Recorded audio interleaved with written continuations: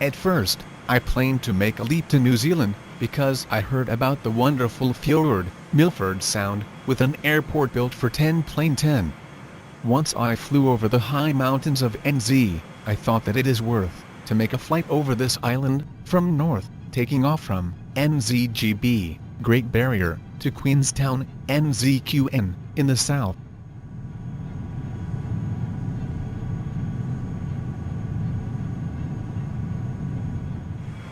Then my problems began. First question is, where to start and land? Usually, I am looking after airports that are built in X-plane, because I don't like to land on a lonely runway. The result was disappointing. There are only a few airports, but not compatible with X-plane 10.35. Trying to install them, 10 plane crashes.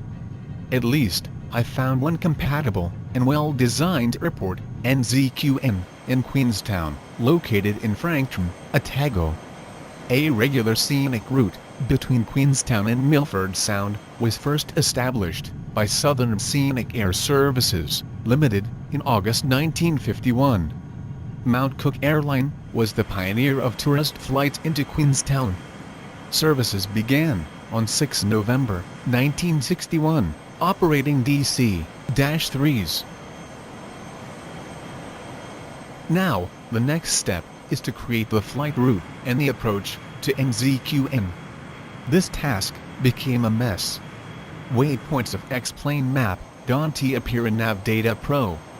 Waypoints on charts I found are not accepted on FMC. End of the story was that I had to pick out some points that the FMC accepted and fly a visual approach to runway. This was very frustrating because I am used to put the waypoints into the app IGM Up HD to get an idea about the whole route and to make sure that the route is correct.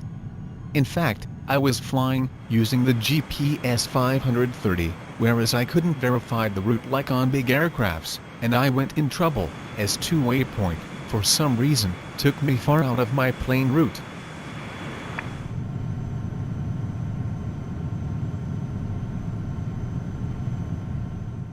The third problem I had concerned the choice of the suitable aircraft.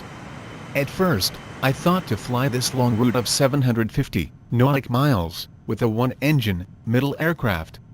A new model of such an aircraft with a very strong engine, and because of that, a high-speed plane, is the Epic E1000. It is since 2 weeks to purchase in X-plane store. So I got it and made my first test flight with. Regrettably, I forgot my magnifying glass at home.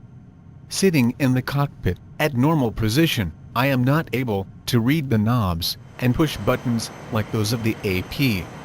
Once, coming in overspeed, I lost my engine. End of the story was that I went back to my favorite business jet, the Challenger 300. Here, I have to keep eyes permanently on the speed tape, but all other operations are fun.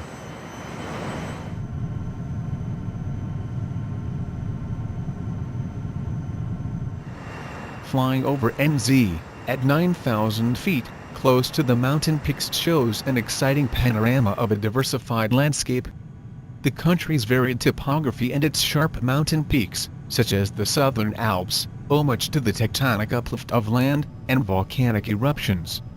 Under real weather conditions, it is always a flight in the middle of clouds formations.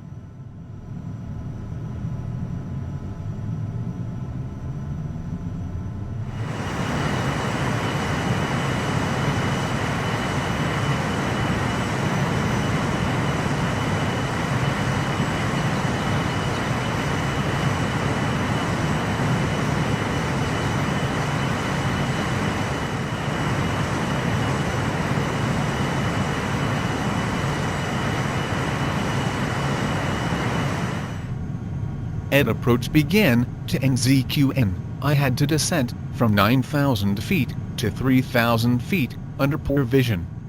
At evening, the long shadows of the mountain slopes are very irritating, and the red color reflection of the peaks and in the water irritated me to think that I am flying toward a wall. Until the last phase of descent, I could see the runway.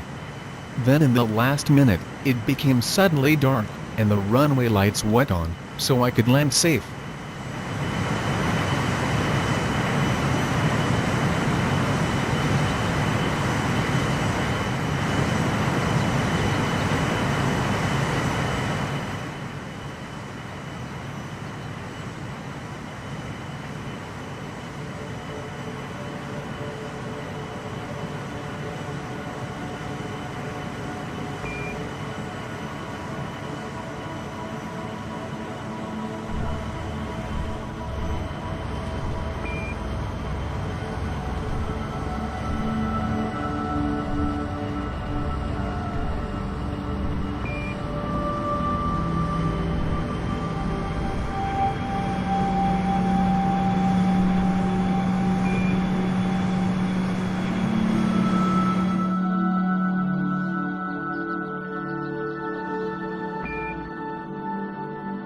Minutes. 30 minutes.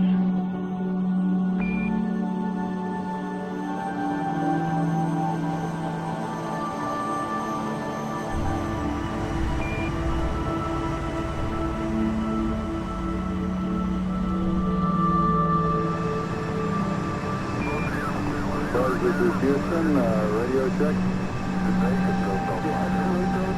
Okay.